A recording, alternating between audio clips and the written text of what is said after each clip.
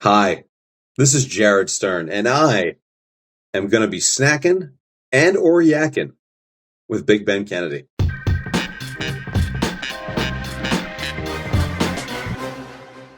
Fantastic. Snacking and or yakking. That's like it reminds me of the priest in The Simpsons. The rock and or roll And rock music. and or roll music. Yep. I always loved that one. So yes, Jared Stern. You were ready to say we're doing this for the first time? All over again. Yep, exactly. We've already done this. Yeah. And We had a wonderful episode. We had a wonderful gosh. snack and a Oh, great yak. yes, we did. And then shit happened. It just didn't save. It's recording now, and I feel confident. I feel good. It did not save, or something went wrong on my end, and I was devastated. That is the first time that we ever recorded an episode that we couldn't use. Like, it just was, well, that's not true. It's the second time. Josh Mills, a comedian from here in town, we recorded with him, and it was like, I don't know what was happening. My camera was sitting on top of a boat or something. It was like vibrate. It was weird. So we had to re-record. Or his camera was sitting like that. So, but finally, here you and I are. We go way back in the comedy scene of the Delmarva, DC way back. area back in the day. I think it might be 20 years at this point, friend. I've been doing this for 23, so yeah, that timing right? pretty much tracked. By the way, do you know who I was working with last night? You know what? I think I do. Larry XL. That's Larry right. XL. So we had cool. ourselves a little mini Winchester's reunion at the Harrisburg Comedy Zone. Now, were you ever? Did you didn't do the open mics when I was the host there at Winchester's, did you? I'm not sure. Okay. I don't. It's possible. It was a long roughly time ago. Short-lived. I did the hosting, and then, Vito for real. He was the host. Then I took over for him. Then I started doing the weekend shows and started getting in with those bookers like Comedy Blast and Hysterical. You remember Carol Pennington and yes, I do. Steve Bix. And then I was not doing the open mics, but Mike Shader had taken it over for a time and all that stuff. So I always wonder Shader might have been. I think Shader might have hosted my first open mic. I think so too. So I did my first ever open mic at Winchester's August 17th of 2000. Yep, mine was. I don't remember the exact date, but I believe it was like late February 2002. So I had been doing longer than you, but you were so good out the gate. No. You were.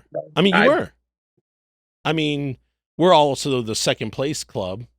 We all were the second place club. You guys filled me in on that at the Silver Diner. You were like, "Hey, I just wanted to welcome you to the second place club," because we all like had these great times in these funniest person in Baltimore, this funniest person here. But when it came down to the finals, we always lost to someone like Chris White or Eric Myers, Eric Myers, something like that. The late great Eric Myers. Good, yes. Well, that was the thing. So I got a call when I was driving back from Harrisburg the other night. None other than Mike Stork called me up because apparently he was in Hershey, Pennsylvania for the weekend, and he saw that me and Larry were working together. But Larry and I bugged out before he could swing by. Oh, that's terrible. It's awesome to hear his name, man. I love Mike. But we were thinking about it. Like if we were going to have a Winchester's reunion, the roster's a little thin. Oh yeah, we've lost a lot of people. Yes, we have. Gosh, Mac McClellan, Matusoff, Eric. Yeah, it's thinning out, isn't it? Oh yeah. Oh wow, I didn't know that one. Yeah, I remember Mustafa. Okay. He was in the green room with us during the funniest person in Baltimore at the Baltimore Improv. And so Channel 2, Jamie Costello, I believe it was, so it might have been News 2, was interviewing us in the green room. And they go to Mustafa. God rest his soul. We talked about him for years. He goes, Mark Ondako from 98 Rock. He was on 98 Rock at the time. He's there too. And so Mustafa goes, yeah. He goes, what got you into comedy? And he goes, well, I done been kicked out my family's house. I've been kicked out the Navy. He's like, and I ain't got no job. So I thought, shit, fuck it. And Mark Ondako goes, yeah, that's going to make air. We were crying. He didn't even, and he just looked like, what? And it's like, dude, this is the news. Like, this is, I mean, it wasn't live, but like, this is, you're going to be on TV. Why are you saying cuss words? We were dying. And I think they let him redo it, which is pretty funny. I should hope so. He's like, I just thought, shit, fuck it. And I was like, and I just saw Mark's face just like, okay. Kirk was there and Mark was there, and that was a lot of fun. That year was very interesting. And I don't think Eric took it. Mark Voice took it. That sounds about right. Yeah. Yeah. I would love to see Mark. I know he's out in California. He went out to the West Coast and stayed. So I don't think he's over here at all. I don't even think he comes back this way, but he was a fun guy. They told me if he doesn't like you, he won't talk to you. And it was like, he was the first person I like ever opened for, was like him and Rick Younger. And he goes, if Mark doesn't like you, he's not going to talk to you. So then I get there and I don't say hi to him and he doesn't say hi to me. So I think immediately he hates me. And then afterwards he was talking, he was like, that was funny stuff, you know? And I was like, thank you. And then I just was like, man, I'm so happy you're talking to me. And I go, because Andrea told me that if you didn't like me, you wouldn't talk to me. He was like, what? He was so blown away. He was like, what does that even mean? He pulls Andrea aside. He's like, why would you say that about me? She's like, that's the kind of person you are. And then it started this whole back and forth that I'm like, oh, I'm never going to play this club again. But he's like, you know what? I can hate somebody and still talk to them. Let's just give me some credit for something. He still didn't like me. He was just talking to me. Yeah, sure. He's being cordial. Nothing wrong with that. You went dirty Dr. Peppers for this episode. Yes. Oh, so I was introduced to Dirty Dr. Peppers. There's a not many Sonic drive-thrus near me, but there is one near the car dealership where my wife just got her new vehicle. Are you in Virginia? I'm in DC. Oh, you're in DC. But okay. the excuse me, the car dealership was in Maryland, adjacent to DC, and that's got you. That's where the closest Sonic is, and you can get any of your soft drinks dirty. And so I was like, I wanted to find out what that was, and what that is a little bit of cream and a squeeze of lime in it. Now okay. Oh no, it's fine. So okay. I have then taken this home with me, and now I take Dr. Pepper with crushed the crushed ice, and then so you fill it up to about halfway up with crushed ice, and you pour the Dr. Pepper over it, and then a splash of coconut cream. Okay, so I did get the coconut cream. Now, the first time we did this, yeah, it's a shame. You misunderstood me. It's a shame it where you said coconut cream. So I got not coconut coffee creamer. I got coconut cream from Trader Joe's. At the same time, I got the snack for that episode was the puffed corn. Yeah, the pirate's booty. Yeah, their version of pirate's booty, right? Yeah. So I poured coconut cream into it, and it was like coconut oil, in which it solidified into chunks that were just floating on the top of my. So most of the episode, I'm just picking them out and like flicking them towards my trash can. Yeah, that was embarrassing. We should have kept that. I mean, I wish the episode would have stayed. That would have been great to keep in. My goal was not to feed you congealed cream. That was not my goal. So now I'm doing it right this time, where I only could find the zero sugar coconut cream coffee mate at any port in a storm, man. I'm sure that'll work fine. Just a little splash. That was like that. There you go. That's good. That's good. Oh, look at that. Swirl around a little bit. Coffee. Cheers to you, sir. Oh, wow. All right, let's give this a shot. Ooh, that creamer was good. See, I'm not a coffee drinker. I've explained that on the show, I think, to people too. It just makes me feel weird. Oh, I did go a little heavy, but let's see. A little bit. Oh my God, dude, that is so good. Yeah. Oh no. Oh no. 'Cause I like Pepsi Zero. I like Coke Zero. And if I got Diet Dr. Pepper or Dr. Pepper Zero Sugar and that, oh no. Oh, I know it. It's great. I know that's This gonna is be. now my after dinner drink. Like I barely drink alcohol anymore Oh, at really? home. But like during the pandemic, I had a very active bar in the house with lots of different Yes. whiskeys and scotches and stuff like that. But I found myself not making myself a drink as much at home anymore. Still drink when I'm out, enjoy a cocktail when I'm out.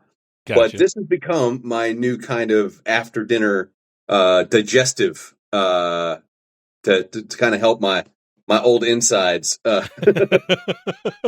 get things Well, leveled off. you also said you wanted to eat some Dots Yeah. Homestyle Oh Pretzels. man. Now this is not the first time I've had these on the show. Oh really? Oh, Uh, I'm sorry. I wish I had done my nope. research. No, my guest John Stout, a friend of mine for a long time here in the Charleston area, he did Dots cinnamon sugar pretzels with Yoo-Hoos. Oh wow. And Okay. I buzzed my balls off for about hours afterwards. I don't even think I went to sleep that night until way late. I just had not ingested that much sugar in a while. And Yeah. but one of the funny things is if you look up John Stout, and this goes to the viewers too, if you look up John Stout, the we have we didn't have bowls. I have a bowl here. We forgot to pack bowls that night. And I said, so I'm just going to lay them out on like a paper towel in between us. And he said, that's fine. It's fine. And I said, okay. So we get to the part where we talk about, let's dig into our snacks. Uh-huh. And as soon as I start spreading, he goes, what, you don't have bowls? He bust my shit. He busted my balls so hard. And I could do nothing but laugh because I just love being roasted like that. I go, I was like, you jerk. You call me out. You said it was fine. Like, I just love it. I love how he just totally rope-a-doped me. But I'm a big fan of that. I think it's funny to be kind of messed with, But Well, I don't have an unkind word to say about you, Ben Kennedy. I well, apologize. I don't have that in me. what's wild is so we established I was a little sooner to comedy than you were. Okay, fair enough. Mm-hmm. You, age-wise, are older than I am. So Yeah, right. But I knew of you before you knew of me through Elliot in the Morning on that's right. DC 101. I And will.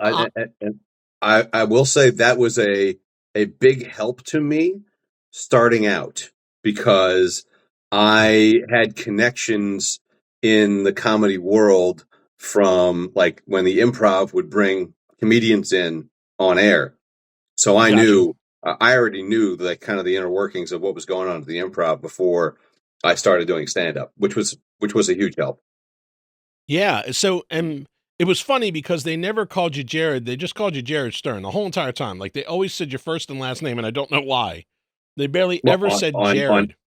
On DC on 101, Elliot. they called you Jared Stern. Yeah, a lot. On the show because Oh, I would have never put together that you were Jared Stern. But they were like so and so and Jared Stern. And I was just like, okay. And then I saw a picture of you on DC 101's website as I was looking up the address. I was getting into stuff because I won tickets to Fright Fest the one year.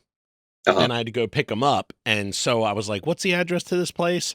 And then I got into the whole thing of clicking through the photos and seeing the pickle juice drinking contest, all the different things that they had ever done, which was really funny because websites were so primitive back then. And a picture of you had fallen asleep during Shantytown. Oh yeah, yeah. That was And they That was. pranked you pretty hard. Oh yeah, But yes they did. once again, still didn't recognize you from that to you in person. And then I feel like it was like we were at the Comedy Factory one night or we were somewhere. And I go, "You're Jared Stern." And you go, "Yeah, like, have you bumped your head? Like, we've known each other for years." And I'm like, "No, like from DC 101, from Elliot in the Morning." You were like, "Yep." And I was like, "I never knew that." And you were like, "What?" I mean, this wasn't like I was like the second time I ever met you, and I'm like, "By the way, I didn't know that." I was like years. Like, I had known you for years. We had shared shows, we had shared meals, we knew each other. And I just go, "Wait a second. You're Who's Jared that guy? Stern." Yeah. "Yeah, Ben, that's been my name the whole time you've known me." And I then finally I put that together. You're like, "Yeah." And I was like, "That's so crazy." I mean, I heard your voice on the radio. I heard, the jokes and this and that. And I was just like, I just never put that together. And nobody told me. That's the other thing too. Nobody Well, said, to be fair, I had a very inauspicious ending at of my radio career. I did not leave voluntarily. Let's just say. "Oh no. Um, yeah, I got fired. So that How do you was get fired from a show like Elliot?" No offense, but I mean, by not doing your job well, by getting delusions wow. of grandeur and getting lazy. That's how I got. So Uh, were you a I communications major? Yeah, Okay. yes. I was a communications major, but only because that had the least amount of math required to graduate. So Fair enough. that was a big thing for me. But yeah, no, like so when I was going to the University of Maryland, and part of your junior year is you do an internship, and so I Okay. ended up doing an internship at DC 101. This was in '97, so this was before Elliot got there, and I Okay. was working with Buddy Reiser, I remember Buddy Riser. Yep. and he was the music director at the time, and so I was his intern, and so I did handle the programming for their local music show, Local Licks, Mm-hmm. and God, you are taking me so back, friend. oh yeah, this is yes, way back.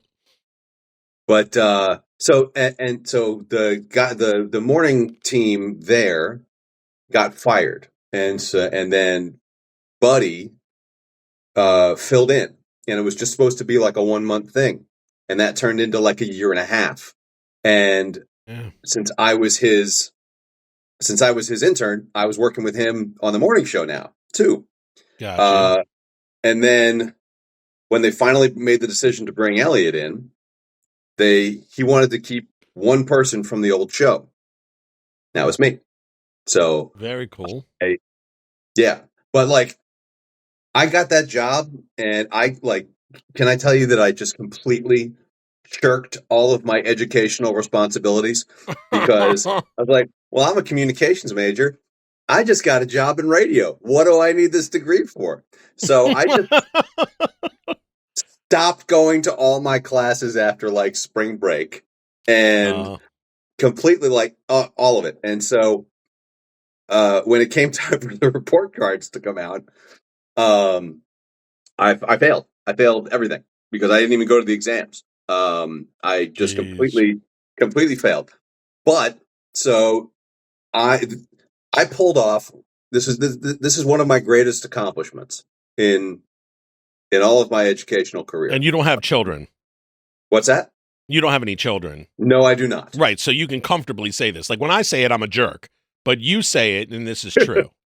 Yeah. This is yes. My greatest accomplishment. Yes, I haven't procreated, so that's not. I Right. don't So if consider I that say an my greatest accomplishment. accomplishment and I don't mention those two little booger eaters, then I'm really a jerk. So Yeah. go ahead. Anyway, so obviously, yeah, failed out, and my parents were none too pleased about it. But here's the thing. So Maryland at the time was transitioning their mode of registration. At the time, like right up until then, they had MARS, the Maryland Automated Registration System, which Okay. was something when you picked up the phone and it was like you punched Oh, numbers on the wow. Right. phone to register for classes. But that year, they were transitioning to registering via computer. So I went with the following line of thinking.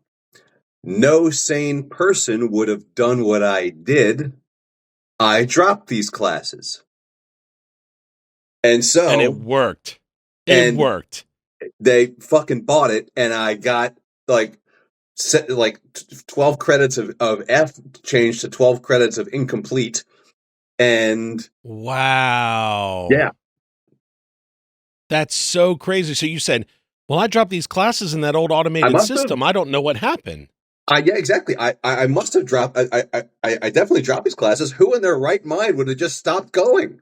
Right, stop going the whole time. I wasn't going to go. That's so cool. That is so unique because Yeah, yeah, right. Exactly. That's like you the have to have only some time that could serious have worked. balls. Right, right. Oh, I had Lucky you. I had a set on me for what I did in the first place. Right, that's true. What But did yeah. you ever go and complete your degree? Oh yeah, once I got fired. Once I lost the job, my parents were like, "Well, guess who's going back to school?" So how soon after how many years were you with Elliot?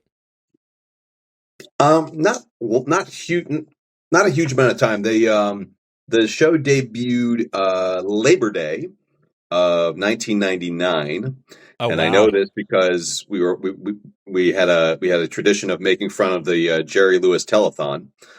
Um, Elliot so, Siegel's a jerk. yeah, He's such yeah, a jerk. And he's he's really good at like what he does, a but yeah, he professional was, jerk. He's just a yeah. professional jerk. I mean, like, really. God bless him. Anyway, You know what? Do what you love, and you'll never work a day in your life. that's Um, right. That's right. So I was there from the very beginning, Labor Day 1999, and I got shit canned January of 2002. Uh, Okay. so 2.5 years, roughly, thereabouts. Um, Yeah, and I was listening. I was listening the whole time. That's so wild. I mean, I would float back and forth between Kirk, Mark, and Lopez. Then you guys. It kind of depended, I guess, on maybe where I was at in my life, if that makes any sense. It kind of just like, I don't know, like I listened to 99.1. Okay. So 99.1, right, HFS. Yeah, that was still a thing for a while, I wasn't it? listened to them and they had Graham in the morning Uh-huh. and Ian Gary was on that show. Ian Gary. By the way, have you seen what Ian Gary's been doing? Dude, Ian's on about every commercial on television, man. You Yeah, keep seeing that guy. Every time you turn around, he shows up. I saw him in Top Gun Maverick. Was he now? Yeah, he I was did in the not see opening Top scenes Gun of Maverick. Top Gun Maverick. I did not see Top Gun Maverick yet. Do yourself a favor. Nice. Good on Ian, man. I Yeah, talk to man. him from time to time on Facebook Messenger, and I want to Mhm. get him on this, and I will. But he was like, "Hey, man, I reached out to him back when the show first started, and he was like, I'm sorry I didn't see this until now. I don't normally get on Facebook anymore because he has a love-hate with it. Oh He's yeah, a very yeah. political person, and he's back and forth with Facebook. But I am going to get him on this show. I know it. I've kept up with him this whole time. He's also my best friend from elementary school, Jay. His mother, Kelly, Ian is her cousin. Mm. So like I didn't know Ian prior to comedy, but then it was funny because I was hanging out with Jay, and Jay and Kelly said, "Do you want to come to my cousin's graduation party?" He graduated from Northeast, and I said, "Sure." And then we show up, and it's Ian, and then we're at his house with his parents and stuff. And I'm like, "Hey," and he's like, "Hey," I'm like, "Congratulations." You know, he was younger than us. I think he graduated high school or something. He was a couple years younger than us, or he graduated college maybe. And I said, I have no "Congrats, concept of man." how old anybody was. Yeah, I said, "Congrats, man," and he was like, "Thanks." And I was like, I had no idea they talked about Ian, and I had no idea you were Ian. And he was like, "That's so funny." It was just like, but what was the weird thing was it's his graduation party, and I had that article in the Baltimore Sun from the funniest person in Baltimore. Hmm. I was like front page of the Today section, so it's a very weird thing, and I felt kind of awkward and bad about it, even though he never said anything, and I don't think it was ever a thing. Just my social anxiety about it. Was I come to his graduation party, and it's for Ian, and his parents immediately recognize me from the paper. And then they're like asking me all these questions, and they're like zeroed in on me. And I'm like, "Hey, your son did really good here, didn't he?" You know, like, what was his GPA? I'm trying anything I can to wiggle out of, Right. and it was, but they were very sweet. His whole family, very sweet. And I've always liked that kid a lot. He got in with HFS. He was doing the morning show there as like the in-house comedian. I had auditioned, he had auditioned, and he got it. And then when he was moving out to California, he got in with a radio station out there. He had recommended me. Graham said, "Do you know of any comedians we could bring on?" And he recommended me. And it was my dream at that time to get into radio. Sure. Oh, hey, listen. It seemed like a really cool, like a really cool thing at the time. I am so glad I'm not involved in it anymore. So Graham reached out to me, and then we were supposed to meet up and talk and all that stuff, and he just kept blowing me off. And then I was just like, well, screw you guys. And then I never listened to 99.1 in the mornings ever again. And they went defunct a few years maybe later, and may have had something to do with that. Maybe I would have saved them. No, I'm just joking. You know what? They needed your Nielsen rating. That you were the one keeping them afloat. That's right. I actually did get in with Miles and Thrill out to lunch. It was a midday talker on 105.7. I did get in with them. I did had a Monday segment called Big Ben's Blitz where I would just kind of take over the show and riff like kind of current events and stuff like that. It was a lot of fun. And then they kind of moved on from me. But that show went out to Seattle, Washington, I believe they're in, and it's called The Men's Room, and it crushes. It is like Washington State's like #1 radio show for years. Cool. Yeah, they really, I mean, good on them. But Miles Montgomery and Steve the Thrill Hill, and they were really cool. And I got them into stand-up. I mean, say what you will about Elliot, and I do say plenty, but his show is it gets away with a very cool trick. He is a local show that sounds like a national broadcast. It does sound like a syndicated show. It does. Exactly. I mean, he is syndicated now in a couple different markets, but like he's not like all over the country or anything. But he's a naturally curious person, and he does the work. Like he's not like if there's a topic or a guest, like he reads their book. Like he does everything he needs to do to make sure that he is very well informed about whatever thing he's talking about. So cool. And if he's not well informed, he knows to ask the right questions of the people who are well informed. So yeah, I mean, he's got a nice point. He's got a good formula, and if you can put up with his laugh, then God bless him. He was always so proud of himself on the naughty shit, man. The shit they would pull, the stunts. You know, FM radio used to have such great stunts back in Shock Jock era. And he would always laugh so hard. I got on the air one time leaving a voicemail on Allen Iverson's voicemail. Like, he got his number and he called his voicemail, and then he was just going through the phone line, and I was one of the people on the phone line. And I think I was calling to try and get tickets to the Fright Fest that year. It might have been around the same time. And he goes, DC 101, what you got to say? And I just knew, I was like, oh, well, this must be the thing they're doing. And I said something stupid like, yo, Iverson. I was like, break me off some of them hoes. And he cracked up laughing so hard because it was like, they were saying he was like, like sleeping with prostitutes in the area. They dogged Allen Iverson when he came to town. Like when it was one of those things. I don't have anything against Allen Iverson at all. So I don't want any of that smoke. But yeah. I don't think any of that smoke is coming for you here on Snackin and Yakkin. No. So you, yeah, man, you've had a good, see, you kept doing it. I always look at you, you played, you were in Harrisburg. Was that the Church of Satire? No, that's Hanover, Pennsylvania. Harrisburg Comedy Zone. Okay. Harrisburg's Comedy Zone. Did you, you recorded an album? I recorded an album at the Church of Satire. That was a couple years ago. That's where I'm thinking. Church of Satire. Yeah. And it's live on Broadway in Hanover, PA. In Hanover, Pennsylvania. Yeah. That is so cool. Live on Broadway with an asterisk. Actually, hang on one second. I happen to have them right here. Please. I'm sure you'll be able to edit out that minor of course. bit. Yeah. But yeah, so I have here because You got it I on made. vinyl. Oh yeah, hadn't done on So vinyl because cool. nobody's buying CDs anymore.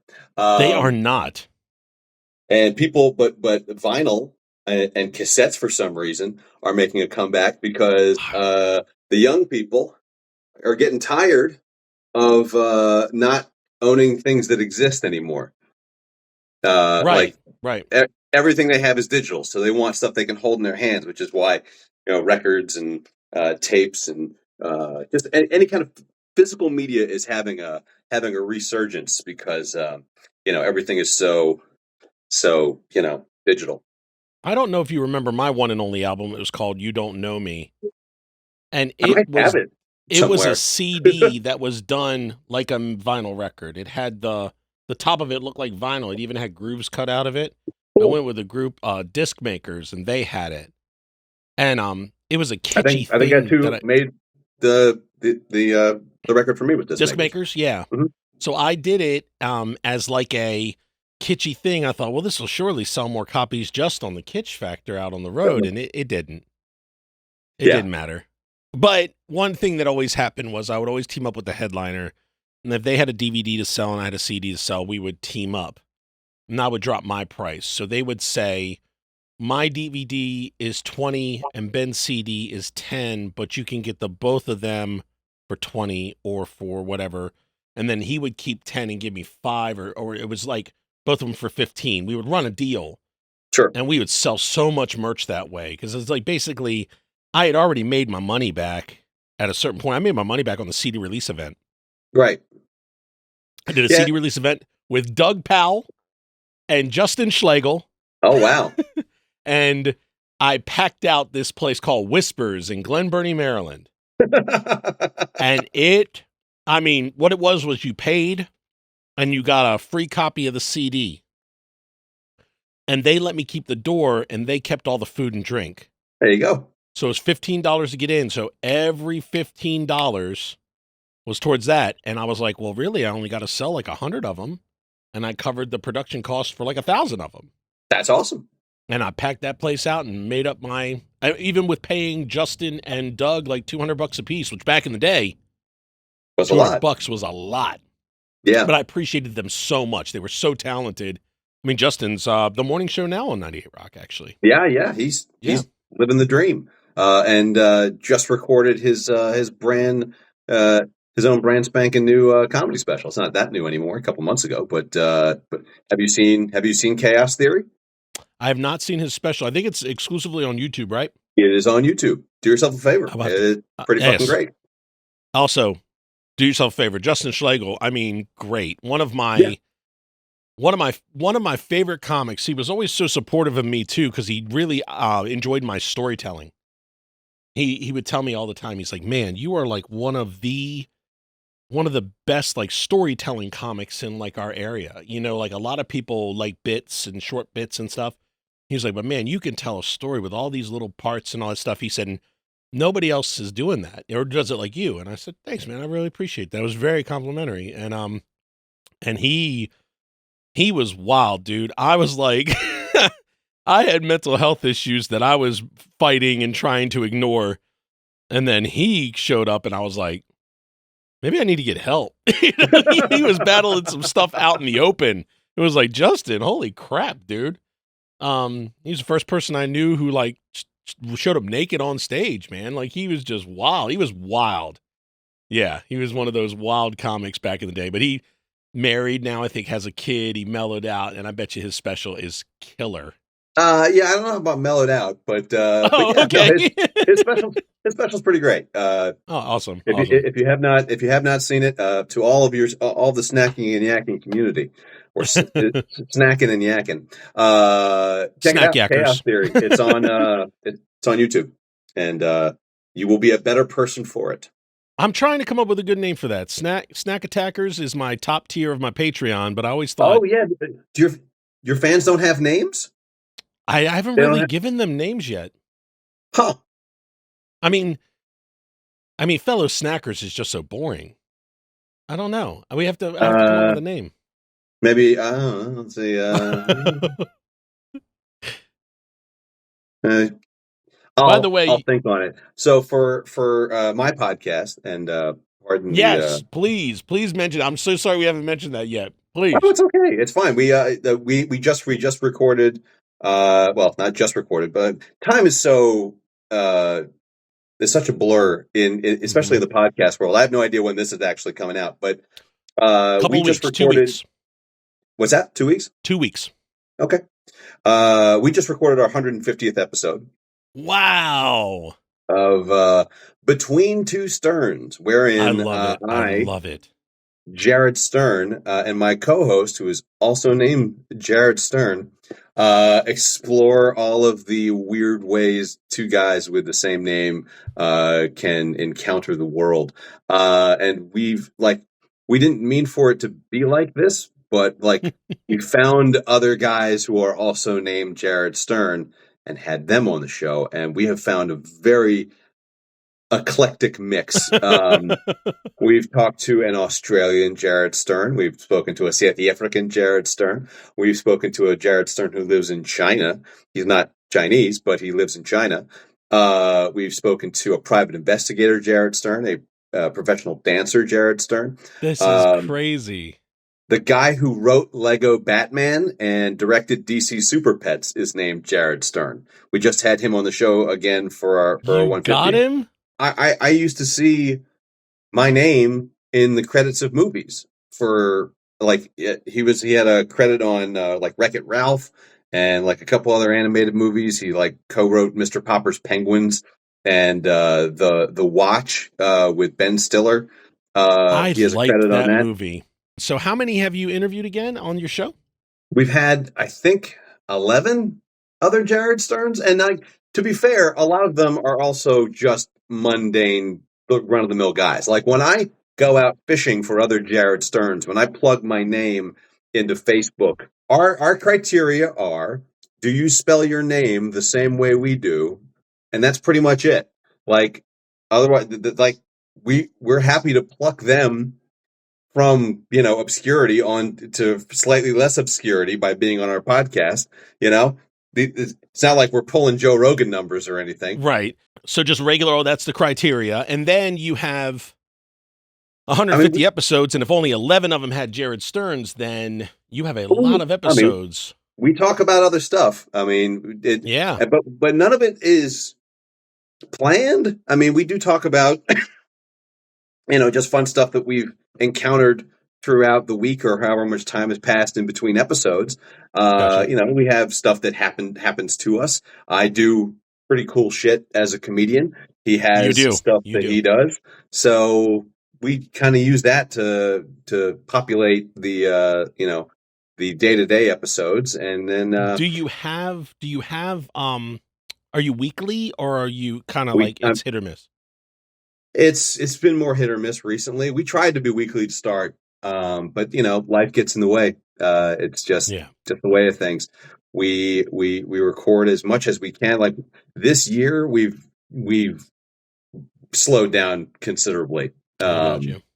But no, we make up arbitrary milestones, like the 150th episode. We celebrated 4 years Very cool. in December, and and that's coming up again. There'll be 5 years coming up in December.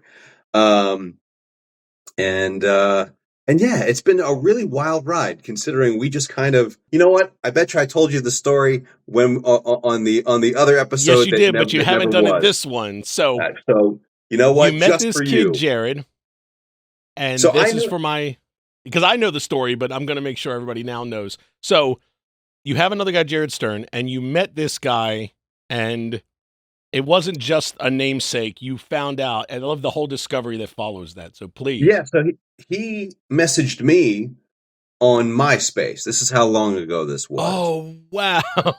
Yeah. Nostalgia driven show, man. Love it. So he's 7 years younger than me. Okay. And he was trying, he was in New York and he was, signed himself up for an open mic. And this was his very first time doing stand up. And he put his name on the list, and somebody who has some connections in DC or heard about me somehow said, "Oh, I know you. I've heard of you. And he's like, no, you haven't. But he's the kind of guy who would just kind of play that cool and let it go where it needs to go. So he contacted me after that, and it's like, hey, how famous are you? Do I need to change my name? What's going on? So I've been aware of this guy for a long time. I would go play gigs at the Harrisburg Comedy Zone because he was based in Philly at the time, and his headshot would be on the wall. Like, just weird shit would happen. Nice. He ended up he he stopped doing stand up for a bit because there was a tragedy in his family. He ended up moving across the country. He was living in L.A., and so he was doing more acting than stand up and the whole thing. Anyway, come to find out in February of 2020 that he and his extended family were living in Bethesda, Maryland, which I'm So not close. sure. I know it's like 45 minutes away from me, depending on traffic. And I was like, holy shit. Well, we actually have to get together and let's get a drink. Let's shake hands. Let's break this reality. And I'm not sure if you're familiar with what went down around I'm that trying to time remember in February of 2020. 2020. Yeah. It's like there are these moments like September 11th and January 6th. These moments kind of stick out, but February of 2020. Well, a couple weeks after that was when the world fell down. So I love it. he ended up. I was a paramedic. I remember that time in a largely different way, but yes, I know what you're saying. Well, he caught COVID. He lost his job. He ended up having to go back to LA because that's where he had connections out there to find more work. And so that everything just kind of fell apart. But we stayed in touch, and we decided to put this podcast together. And we emailed back and forth. We maybe had one phone conversation. I played Fall Guys with him on PlayStation, and we talked while we were playing. But the third conversation we ever had was the first episode of the show. Wild. Yeah. Well, and that's cool too, because then Discovery is going to fuel a lot of episodes right at the beginning. So it's kind of like what it did. Yeah. Yeah. Let's not ruin so much easy content. I mean, gosh, I mean, that's great. So the whole first season of the show is us, getting to know each other and becoming, from strangers, co-hosts, friends, and now I consider him a brother. But that's awesome. the tail end of that season was finding out about director Jared Stern, and he was going to be our big fish. He was going to be our quest to find this Jared Stern. That's he was going to be cool. Our white whale. Turns out a guy I knew from college who lives out in LA, who's an actor, knows him. And so I talked to him. He gave me his number. He said the guy's into it. Why not? So by episode 20, we were already talking to him. One day, and then it just works. And then that was it. We were like, all right, well, I guess we're done. So we ended up. Did you express that in the show? I mean, we were like, well, I'm saying it was like a running thing, like a running theme. That way, sadly, when you do land the white one, you're like, do we end this thing now? No, because we realized there were more. So we found just putting your own name into Google, you'll realize you're not special. There are other iterations of you. So we were able to track down quite a few, but with a lot of them are just normal people. Like one guy works for Google, one guy's a pilot, one guy is an accountant, but he's Canadian, so that was his hook. And but yeah, so whenever I'm fishing for Jared Stearns, I have to preface it with okay, I swear to you, this is not a scam. I'm not trying to steal your identity. This is an actual thing. And 9 times out of 10, it works. There's only one big Jared Stern left. There's one big one left, and he is the head publisher of or head editor of Maxim magazine. His name is Jared Wow. Stern. Yeah. So he's the last big high profile one, and he has. I've tried getting to him a ton of different ways, and he has just blown me off entirely. That's a shame. I Yeah, mean, is what it is, but it's a yeah. shame. Did you ever get a chance to record with your brother Jared? You know, your co-host in person yet? Oh yeah. So he moved to Northern Virginia, beginning of last year. We've been recording in the same room That's for so cool. for Forgive me like the that I last. don't keep up with your show. Like I know of it. You've sent me links, and it was really great to listen to. And whenever I get a new set of comedy clips, I send them to you to try and get your thoughts on it and stuff. So we've traded links and on. I shared with you this show, and thank you for coming back after the last one My was a pleasure. What are disaster you and talking didn't. about? I hope I could sit in the other orange chair next time. I Please, just got I to get put it my out ass down to there. South Carolina. I put it out there. I said, any of my old peeps from DC, Maryland, Virginia, if ever you are down this way, you will not leave town without sitting in my comfortable orange chair, terracotta chair. I believe I said terracotta. Yeah. Okay. So, but yeah, so I mean, yeah, that's the thing. Like, you get it done though. I mean, 150 episodes. I can't even imagine where I'll be 150 episodes of this. I mean, I'm dedicated. I want it, but I couldn't even imagine. You Just know, going to like take time, that's man. It just yeah, takes sticking with it. And right now, you seem to have a really nice infrastructure. You've built a set. You've got like the yeah. production values. You've got it all there. You've got the look. And now it's just about finding interesting people to talk to and eat shit with. Yeah. Hey man, want to That's come the on a hook. You got podcast a and hook. eat shit? Use whatever, man. I mean, Yeah. God forbid that you have to pivot to health food or something like that. But you know, Yeah, that would be. I actually talked about that. I talked about that on stage. I made a bit about it where it was like, so why don't you eat good for you stuff while they eat their favorite snack? And I'm like, that'd be horrible. Like I'm yeah. sitting here eating a carrot stick and they're eating Oreos, and I'm like, they're telling me about their comedy career. I'm like, wow, it sounds like you're living the cream. I mean, living the dream. You know, and they just laugh. I'm just like so jealous of the person sitting next to me. Life's just a bowl of chips. I mean, cherries for you, isn't it? You know, like Nothing wrong I with a said bowl of no. cherries. I was like, They're good for let's you. not do that. But Full of yeah, so antioxidants. well, what it is it would just wind up probably if I had to pivot to healthier, a stricter, healthier lifestyle. I would just limit the amount that I would eat. Sure, So like I sure. would take It's all out about 5 of moderation. these pretzel sticks and drop them in a bowl, and then just make sure as I'm watching the timers that I just every 20 minutes or every 10 minutes just eat another one. Just eat Yep. another one. So it's like I'm snacking. I'm snacking. But Mostly no, it's accurate. really the snacks are a part of the show, but really what's been shining is the guests, man. They are so interesting and different, and you included, and it's just I mean, I don't have anybody else like you. Um I've had some comedians like Andy Forrester. Uh-huh. Oh yeah. He, You know what? I had a you chance guys to just did North the Carolina, North Carolina Asheville. Comedy Festival. Yep. I He's saw great. that. Dude, Andy is I just talked to Andy about I said, do you have a feature for your Kazi's show? Because I hadn't played Kazi's in like Oh God, yeah, me forever. either. It's been a while. And and he already one of the other guys here in town already asked him. And he said if not, I'll have to just get with you on the next time I'm through there. And I said, that's fine, you know.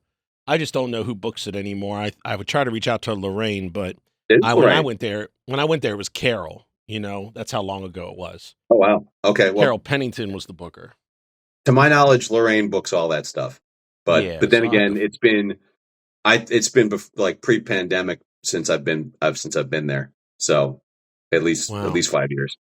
Yeah, Um, and I want to get up there. I want to get up there and do some shows up that way because it's an excuse to also be home, you know. But I would love to get up there. Erwin Winkler, Erwin Erwin Loring. Loring. He has that charity one that sounds really good. He has that Oh yeah, give a hoot. give a I hoot. had the great opportunity to headline that room, which was a big deal for me because that's the first local club that I've had the opportunity to headline. So Nice. that was pretty neat. It's been nice to kind of make that leap. I've been treading water in the in the feature Really? realm for a while. I'm back But to it. I just don't get, I just hadn't gotten a chance to stretch my legs and do 45 plus. And now I've had more of those opportunities. And so now I'm a lot more comfortable doing it. And yeah, I probably should have made this leap a long time ago, but also when you're kind of pigeonholed into the feature spot, it's very tough to convince people that you're, ready for the next level. So, Yeah, I was this close. I had talked to, Steve and Carol and Steve are my primary bookers, and people I were talking to were talking about Kazi's was like, next time you come, why don't you try to headline? And then I moved down here and just put a bullet right through the hood of my comedy career. I mean, as soon as I moved down here, it was 2008, and yeah. gas prices were insane, and my credit cards were maxed out, and I had no ability to do gigs. I mean, anywhere. Cause like, it was like here in South Carolina, in Maryland, you can drive 45 minutes to an hour in any direction. You're in a completely different state. Yep. Here, you can drive for 4 hours in any direction and you might still be here. Do you know what I'm saying? Like, it's The a states do get big bigger state. as you leave the Yep. Northeast. Yes. Yep. So it's like to play Atlanta's 5 hours away. Whereas if I were in Maryland and Baltimore, to play New York City's 3.5. It's just, it's so different. I've been taking stock of how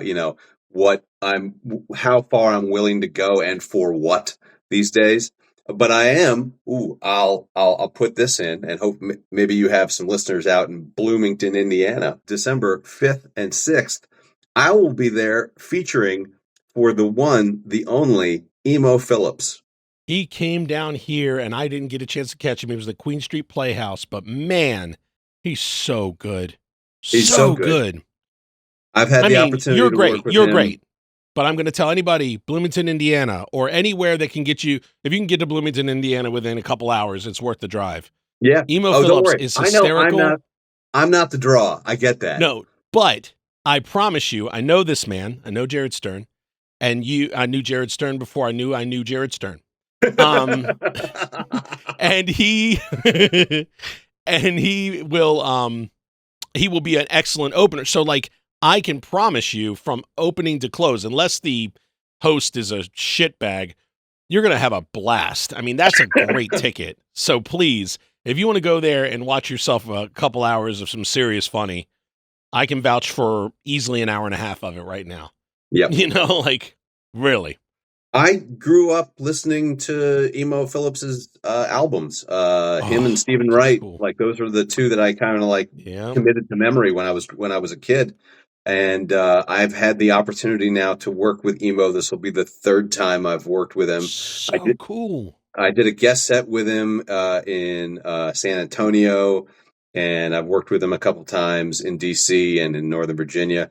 And he's a really cool guy. I've actually developed a friendship with him, and I text with him on occasion. He is a sweetheart of a guy. He really is. And it's 11-year-old me is can't believe that. I bet Emo Phillips has my phone number. It's really cool. So cool. Yeah, that is really cool. I mean, not jealous, but just, wow. I mean, I'm serious. That's really cool. Cause I also like that he is so comedy adjacent to Weird Al Yankovic. Cause I'm a super big fan of Weird Al. So when Emo was don't tell me you met him. Weird Please Al, don't tell me you met Weird Al, please. Well, yeah, he got me backstage and I met Weird Al. Come on. Dang it. I got to be backstage. I did VIP, but I didn't take the super VIP where you get to do the meet and greet with him. I just did the cool one where we got to hang backstage at his concert here, and I won the costume contest. I went as a real working wheel of fish from UHF. Oh, wow. You can actually spin it and all. And I won an autographed drum head from the whole band. It's on my wall in my house. But I never got to meet the man. Yeah. Yeah, he tell your story, please. Tell your story, Jared. There's no real story to tell. He Emo was opening for Weird Al, and he was nice enough to get me and my friend tickets to the show, VIP tickets, and he got us backstage. afterwards while everyone was doing like their meet and greet stuff, and there was like a whole handshake line and picture line, and Weird Al, after he was all done, just like came down, and everyone got a chance to say something to him, and then took a quick pic, and he was on his way. But that's so cool. Yeah, it was I mean, cool. I'm happy for you. I'm happy for you. He's one of my. I mean, you know what? I've been a fan of Weird Al forever. I've been a fan of Weird Al since childhood, since like I was 5 years old. I mean, I saw him. He came through on his Bigger and Weirder tour with Puddle Pity Party was opening for him. Emo is not opening for him on this this last tour, but that was the fourth time I've seen him. I went there during Mandatory Fun. Yeah, so that's the one I got to see him on, and I had second row tickets. There's nice. actually a video. There's a video of me when he entered in with Tacky on the stage. Oh, nice! Yeah, he did the same thing on the Bigger and Weirder where he comes in from backstage and like he came in from like outside, and walked through the whole lobby. He came down, and I spun my wheel, and then I pointed up like this, and he he pointed at me while he was singing. It was the line, "Take off my shirt at least." He was like, "Take off my shirt at least," and I was just like, and then you see me turn to my wife like, he pointed at me. It's cool, you know, like. If you look it up, you say Weird Al, North Charleston, you'll see a Hawaiian shirt and a guy with like really short, kind of almost buzzed hair with like a really wicked cowlick in the back. And that's me. I'm actually the thumbnail for it. Okay. Because the guy who took the video was right here. Right there. Right behind me. And I had no idea. I was like, he pointed at me and they're like, did you take a video? I'm like, Carrie did, but you really can't see it from that angle. And then all of a sudden, like the best angle of this moment is from a stranger. On YouTube. Yeah. That's cool, man. So it will live forever on YouTube. Yeah, I have to I'll have to much like this episode of Snackin Yakkin will live forever on YouTube. Do me a favor and tell me about your haiku book. Oh, yes, of course. Please. There's so many things that I forgot that we already talked about, and so in my head I wasn't sure what was already canon. Jared Stern canon. You read the haikus the last time we did this, and you read them straight through. And my brain, when I learned about haikus in the 4th grade, it was 575. Yeah, right. It's always 575. Yeah, but it was 575. You read it straight through like it's a sentence. Well, sure. That's how you. I mean, it's like it's poetry. That's just how you read the poetry. I thought you read the poetry like something something such. Something, something, such and such, something, something, such. But you go, blah, blah, blah, blah, blah. And I'm trying, like, I remember, like, watching you when I was doing that episode. I remember, like, trying to count the syllables in my head, and you were already moving on to the next one. Here comes the book. So here's the book right here. Rising up. This is 1700 esoteric syllables about yo mama. So I discovered. Love it. I love it. That haiku and yo mama jokes both start with 5 syllables if you keep the opening insult to 1 syllable. So herein collected is 100 yo mama haiku. And I can. All right, so please read it. I'm not going to make you read it in the way that my brain understands it. Please do it the way you want to do it. But I just wanted to let you know that if I wasn't reacting the way that you had hoped I was the last time, as I was trying to figure that part out, is my ADHD bullshit. Let's see. We have yo mama so broke. Paying for a bucket is on her bucket list. I like that. I like that. Yo mama so old. She knew Alexander. He's got potential. Not the great. He's got potential. He's got potential. But yeah, so like all of these, so they're all clever and silly, and nothing is nothing is horribly demeaning or insulting. Like we didn't want to go that route with it. We want to make it accessible. We wanted to make I envision this as being like obviously there's no way you could possibly touch a classic like it, but I envision it in the same way you would have like Where the Sidewalk Ends, where it's yes poetry that's funny and silly and accessible, So if a kid wanted to read it, like he could read it and not feel like a parent would not feel bad about giving this to their kid. Right. But also, it's a fun coffee table book for people our age if you want to have it out. It's available it's available in the same place. You can find it. You can find Between Two Sterns. All of it's available at jaredstern.com. You'll have the Very cool. link to Amazon there. And you'll Also, be linked up. All that stuff floats on the bottom of the screen if you're watching the YouTube. And if you're not, please just go to the description of all the podcast descriptions and YouTube description, and the links will be in there as well. But it's $17, which is works out to 17 cents a haiku, or 1 penny a syllable. Wow! Yeah, look at that. So the we though, who is the we? Who's the we? You said we. Sorry. I have a I didn't just write this all by myself. I have a co-author. His name is John Irons, who has a podcast of his own called Captain Game Show, which is a like a wordplay trivia game show podcast. Oh, fun! Which I have been a frequent contestant on that show. But I only knew John from his podcast, and I didn't even know what he did for a living.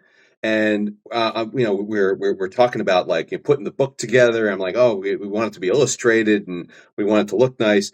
And stupid me, I didn't even know that my co-author was a graphic designer, and so he did all of the illustrations and also for each. So we have all the different adjectives that we use in the table of contents, like mean and big and broke and drunk and dull.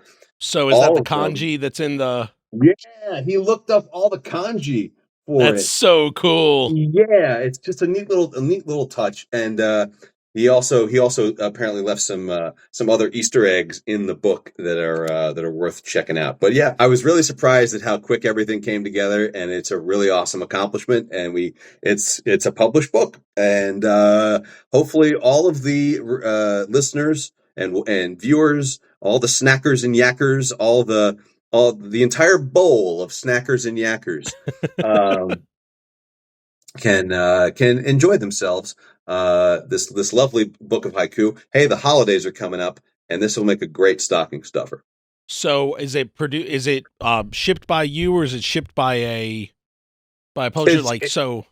It's print to order. So if you order it on Amazon, order it on Amazon, and you'll get a good idea of what date. So if it is like a Christmas gift, you'll know to get it in time. Exactly.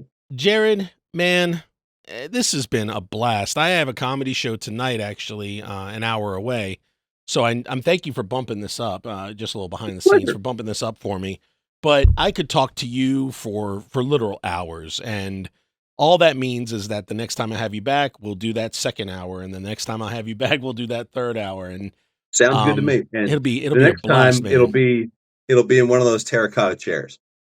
I'm telling you, it needs to be. I don't even care if you just vacation with your wife. Just come down here, get some Charleston food, see some Charleston sights, and make it a point to stop by Snack Yak Studios and sit with me. I don't care if it's tomorrow, man. Normally I want some time space between the episodes. I don't care if you're episode 23 and then immediately 27. Whatever it is, you show up, you are in this chair, my friend. I appreciate that, and it's been a real pleasure seeing this snack empire that you've built for yourself. I really dig it. And if you ever get a chance, if you ever want to bring on somebody who's not Jared Stern, please let me know. I'd love to meet your counterpart, and I'd love to totally talk with you guys. It'd be fun also to just since they know me, we'll just kick everybody back and be like, if you want to know Ben, just know him there, and we can just talk about anything. I would love to be a guest on a podcast that just wasn't about, it wasn't interview style. It was just this is Ben, and we're just going to talk about, sports, or something, something silly. Yeah, I would love that. And I promise I will check out more of your show, and so will you. Between Two Sterns, his album Live at Broadway in Hanover, PA, his book 1,700 Esoteric Syllables about Yo Mama. That's right. I got 1,700. Yes, and the only reason I remember that is because a penny is syllable. I actually know how many syllables because of the title. No. But please, all of that found at jaredstern.com, and all of that linked up here. I have to tell you, man, I always love talking to people from back home. I always love talking to people from what I like to say is another lifetime, a previous lifetime. But one thing is true, whether it's you or my friend Aaron or my friend Scott from Monster Jam, it never feels like it is a lifetime ago, man. We just pick right up where we left off, and I love it every single time. So don't be a stranger.